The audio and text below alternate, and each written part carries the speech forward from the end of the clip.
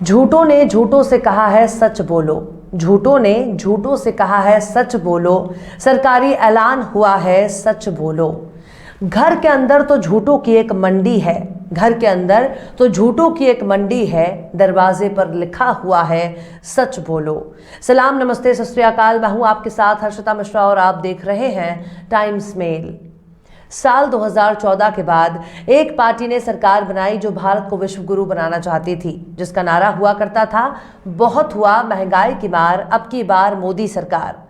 जिसने बनारस की गलियों में हर हर महादेव के नारे का पलीता लगाकर हर हर मोदी घर घर मोदी का नारा दिया, जिसने सबके खाते में 15 से 20 लाख रुपए भेजने का जुमला उछाला, जिसने पूरे देश से बड़े बड़े वादे किए लेकिन वादे झूठे साबित हुए। अब हालात ये हैं कि बीजेपी अपने ही वादों को भूल चुकी है, यानी बीजेपी का झूठ सबसे मजबूत। बीजेपी एक और जुमला बहुत ही जोर शोर से उछाला करती थी और खुद को परिवारवाद का सबसे बड़ा विरोधी बताया करती थी, जिसने लालू से लेकर मुलायम और सोनिया से लेकर राहुल गांधी तक सबको परिवारवादी बताया, जिसने खुद के अलावा हर उस पार्टी को परिवारवादी बताया जिनके रिश्तेदार राजनीति में दांव आजमा रहे थे।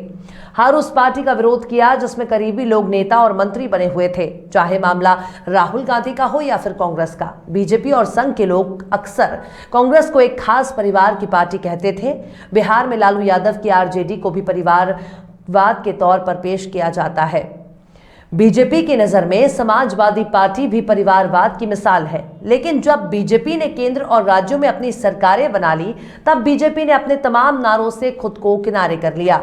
अब ना तो बीजेपी महंगाई की बात करती है और ना ही भ्रष्टाचार की, ना रोटी की बात करती है और ना ही बेटी की। अब बीजेपी के सामने बस एक ही रास्ता रह जाता है और वो रास्ता है राम का नाम। लेकिन राम के नाम पर बीजेपी 3 दशक से राजनीति कर रही है। कई मौकों पर यह भी देखा गया कि राम का नाम जपने के बावजूद जनता ने बीजेपी का राम नाम सत्य कर दिया। बंगाल इसकी सबसे बड़ी मिसाल है। बीजेपी के लिए परिवारवाद भी बस एक जुमला साबित हो गया। लेकिन परिवारवाद के नाम पर सियासत करने वाली बीजेपी आखिर कैसे जुमलों की नाव पर सवार होती जा रही है? आखिर कैसे बीजेपी उसी परिवारवाद के दम पर पार्टी चला रही है जिसका वो कल तक विरोध किया करती थी? आखिर कैसे बीजेपी ने उठा लिया है परिवारवाद का झंडा और कैसे बीजेपी खुले मंच से बोला करती है झूठ? बताएंगे आपको और भी बहुत कुछ। लेकिन आप अगर हमारे चैनल पर नए हैं और पहली बार हमारी वीडियो को देख रहे हैं तो आप हमारे चैनल टाइम्स मेल को सब्सक्राइब कर लें, वीडियो को लाइक कर दें और बेल आइकन का नोटिफिकेशन बटन भी प्रेस कर दें, ताकि बिना देरी हमारी हर खबर आपको मिलती रहे। लौटते हैं अब खबर की तरफ। भारतीय जनता पार्टी अक्सर परिवारवाद को लेकर कांग्रेस और समाजवादी पार्टी पर अक्सर हमलावर रहती है। पीएम नरेंद्र मोदी से लेकर सीएम योगी और दूसरे नेता भी जोर जोर से परिवारवाद का विरोध करते हैं। अपने भाषणों में बीजेपी के नेता परिवारवाद का राग अलापते रहते हैं, लेकिन अगर कायदे से देखा जाए तो बीजेपी ही परिवारवाद के सहारे चल रही है। तो आइए हम लोग आज कुछ ऐसे चेहरों पर गौर कर लेते हैं जिनको देखने के बाद योगी, मोदी, अमित शाह और नड्डा को परिवारवाद का राग अलापने का कोई हक नहीं बनता। सबसे पहले गौर करते हैं पूर्वांचल की सीट पर, जहां बनारस भी है और गोरखपुर भी, जिसे पीएम मोदी और योगी का गढ़ माना जाता है। पूर्वांचल में रक्षा मंत्री राजनाथ सिंह से लेकर कई सांसद, विधायक और राज्यपाल तक परिवारवाद के सबसे बड़े उदाहरण हैं। गोरखपुर के महंत कहे जाने वाले सीएम आदित्यनाथ भी परिवारवाद के प्रतीक हैं। उन्होंने भी कोई नेफा लद्दाख की जंग लड़कर नेता नहीं बने हैं, बल्कि आदित्यनाथ भी परिवारवाद के सहारे ही सियासत में पहुंचे हैं। आदित्यनाथ गोरक्षनाथ पीठ के उत्तराधिकारी के तौर पर राजनीति में आए थे और कई बार सांसद चुने गए। अब ये पहली बार है आदित्यनाथ को गोरखपुर से विधानसभा का चुनाव लड़ना है, यानी योगी महाराज को परिवारवाद पर बात करने का ही कोई हक नहीं रह जाता, क्योंकि खुद आदित्यनाथ अपनी मेहनत से राजनीति में नहीं आए, बल्कि गोरखनाथ पीठ के कंधे पर सवार होकर नेता बने हुए हैं।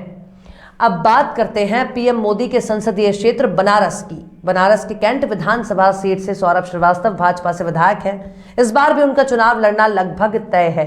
सौरभ के पिता हरीश चंद्र श्रीवास्तव और उनकी मां ज्योत्सना श्रीवास्तव लंबे समय तक इस विधानसभा से विधायक रही हैं।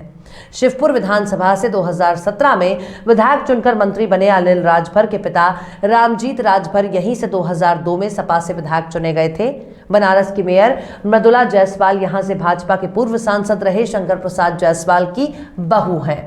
पूर्वांचल में ही पटेलों की नेता माने जाने वाली अनुप्रिया पटेल भी आसमान में छेद करके धरती पर नहीं आई हैं। अनुप्रिया पटेल अपने पिता डॉक्टर सोनेलाल पटेल के नाम के सहारे राजनीति में आगे बढ़ी और 2 बार से सांसद और केंद्र में मंत्री हैं।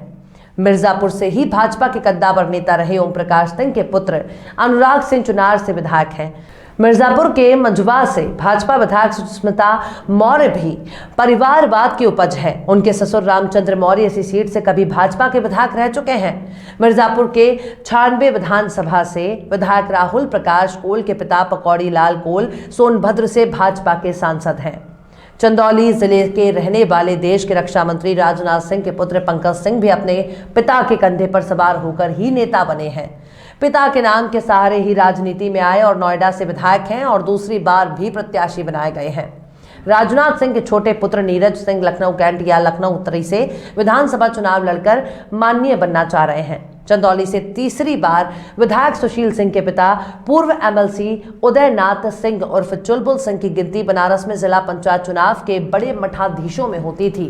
सुशील की चाची अन्नपूर्णा सिंह एमएलसी रह चुकी हैं और चाचा एमएलसी ब्रजेश सिंह बनारस की सेंट्रल जेल में बंद हैं। ये वही ब्रजेश सिंह हैं जिनका नाम माफिया के तौर पर लेने में बीजेपी के हाथ पांव फूल जाते हैं। नेताओं की जबान लड़खड़ाने लगती है क्योंकि ब्रजेश सिंह उर्दू नाम वाला नहीं है।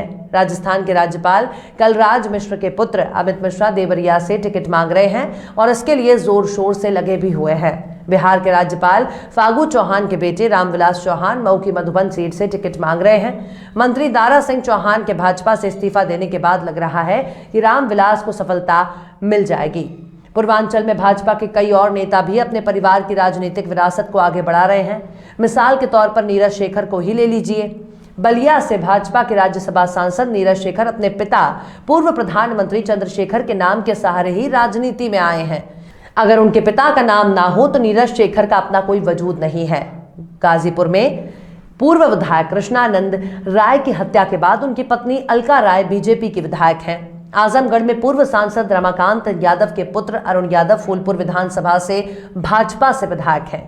वहीं अगर आजमगढ़ की बात की जाए तो आजमगढ़ के सगड़ी से विधायक और हाल ही में भाजपा में शामिल हुई वंदना सिंह भी अपने खानदान के रस्म को आगे बढ़ा रही हैं। जौनपुर से राज्यसभा सांसद सीमा द्विवेदी के पिता माता सेवक उपाध्याय कभी भाजपा के जिलाध्यक्ष हुआ करते थे। इसी तरह से कई और नेता हैं जो अपने घर परिवार की सियासत में आगे बढ़ा रहे हैं और भाजपा में अपना दबदबा भी बनाए हुए हैं। मऊ के कट्टर भाजपाई रहे प्रोफेसर रामजी सिंह के पुत्र अरिजीत सिंह राजनीति में अपनी जगह बनाने के लिए लगातार जूझ रहे हैं। सलेमपुर लोकसभा सीट से सांसद रविंद्र कुशवाहा के छोटे भाई जयनाथ कुशवाहा भाटपार रानी विधानसभा से टिकट के लिए दावेदारी कर रहे हैं। पत्थर देवा विधानसभा से विधायक और प्रदेश के मंत्री सूर्य प्रताप शाही अपने ब्लॉक प्रमुख बेटे सुब्रत शाही को विधायक बनाने की जुगत में लगे हुए हैं। रुद्रपुर के विधायक और मंत्री जयप्रकाश निषाद भी अपने बेटे को राजनीति में एक अच्छा मुकाम दिलाने के लिए प्रयासरत हैं। तो इस तरह से बीजेपी परिवारवाद के दम पर ही अपनी पार्टी को आगे बढ़ा रही है। मंच पर भाषणों में योगी, मोदी, अमित शाह, नड्डा चाहे कितना ही परिवारवाद के खिलाफ राग क्यों ना आलाप लें, लेकिन सच्चाई तो यही है कि बीजेपी खुद ही परिवारवाद के दम पर चल रही है। और फिर चलते चलते आखिर में गोरख पांडे ने भी क्या खूब फरमाया है।